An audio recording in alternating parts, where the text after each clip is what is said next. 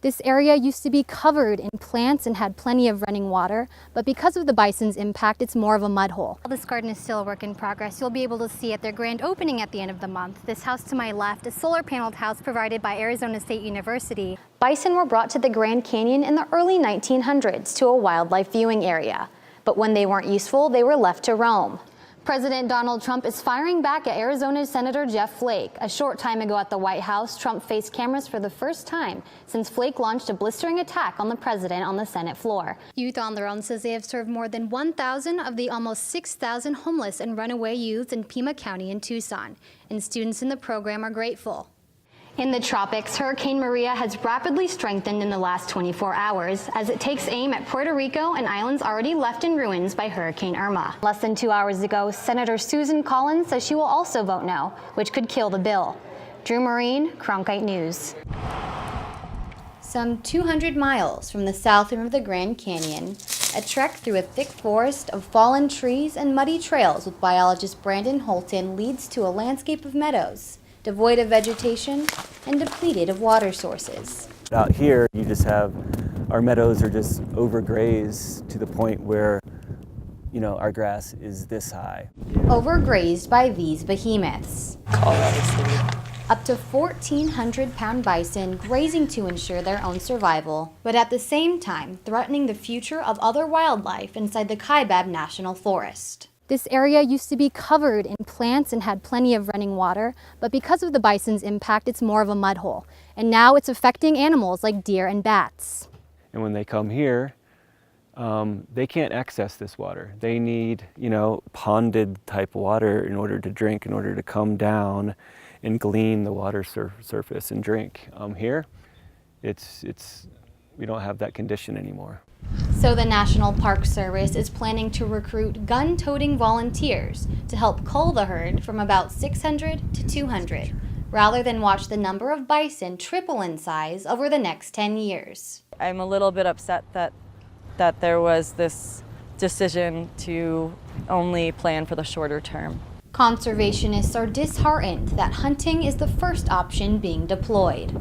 I would hate to see the Kaibab National Forest and Grand Canyon National Park turned into a game farm for this species. Gitlin, like many others against the culling, insists there are other solutions. The park is capable of getting these animals rounded up and getting them contained and transported in a humane manner, and I would like to see that be the primary mechanism of moving these animals.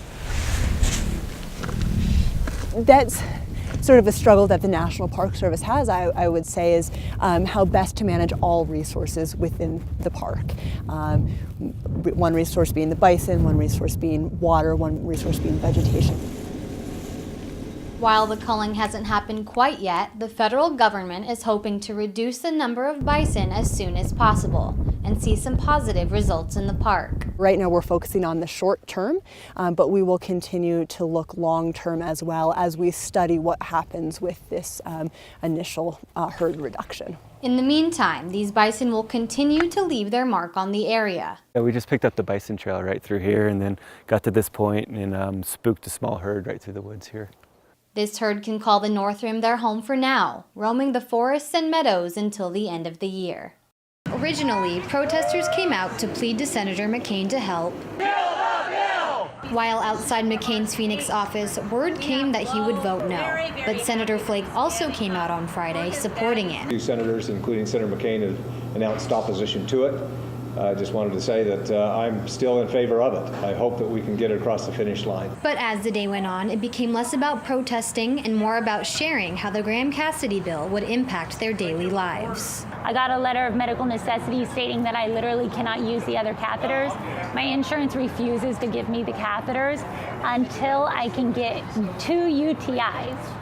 So I have to get 2 UTIs with the other catheters before they'll actually cover the ones that work for me, and then I can use, because I'm a quadriplegic, so I have limited hand function. I'm paying $1,000 a month just to pee.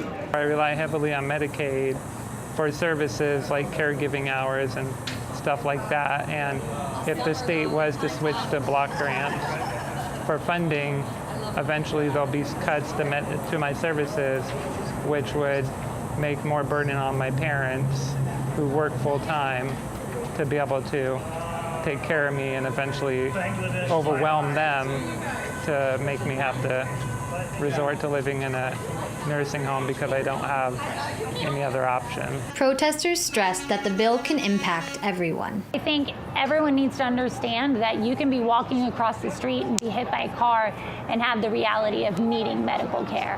You know, it's not, oh, I'm healthy and young. Like, I was 18 and I broke my neck. I was an athlete. I had everything going for me. You know, it can happen to anyone.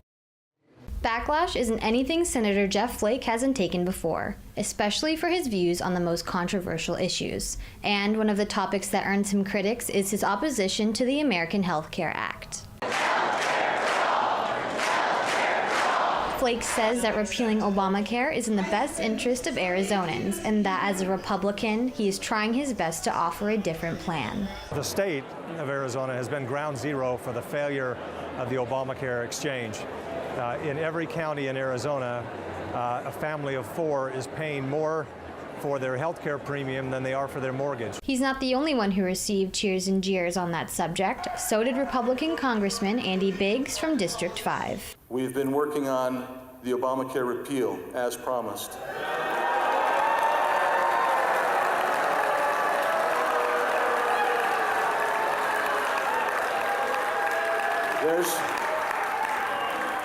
There's not a Republican who ran who did not promise to repeal Obamacare. Both Biggs and Flake took questions from the audience. And even though Flake received many boos, one supporter says Senator Flake is doing his best to represent all Arizonans. He cannot make everyone happy, but he must do something that benefits most of the people. Some people might not be happy with that, but he's trying his best. Taking a different tack, Democratic Congressman Ruben Gallego focused on one specific group at the event he hosted in Spanish, those dealing with immigration and the fear of deportation. A direct consequence of a really bad rollout that the president had when it came to executive orders, and this is why we're having these types of events to try to bring a little more stability to the community right now so they don't believe in just all these whispers that are going out there. A common theme at all of these events, a feeling of civic responsibility from the constituents. Why aren't you listening to us? In Mesa, Drew Marine, Cronkite News. It's a day that we'll never forget. Volunteers from around the community are turning a once abandoned lot into a community space as a way to pay homage to 9/11 and thank those who are military veterans. You know, we do have some people on our team that have served, so it's definitely a way for all of us to give back on this day, being what took place, 16, 17 years ago. And for neighbor of the garden, Paul Jenkins, this volunteerism means more to him than they may realize. I served in the Navy 6 years. My father was in the Navy during World War II. My godfather was in the Navy in World War II, and he ended up being a pilot in New York Harbor after the war. And just very, very patriotic, and really hits at home. And he's helping provide natural pest control. Our chickens are gonna come over and they're gonna smell all the bugs. While this garden is still a work in progress, you'll be able to see at their grand opening at the end of the month. This house to my left, a solar paneled house provided by Arizona State University. It'll be used as a community space and be taking up a portion of the garden up until about this spot right here, where there will be a flower garden that the community can see where the volunteers put in their hard work today. Until its big reveal, Keep Phoenix Beautiful and volunteers will continue to work to make a difference in this community. In Phoenix, Drew Marine, Cronkite News.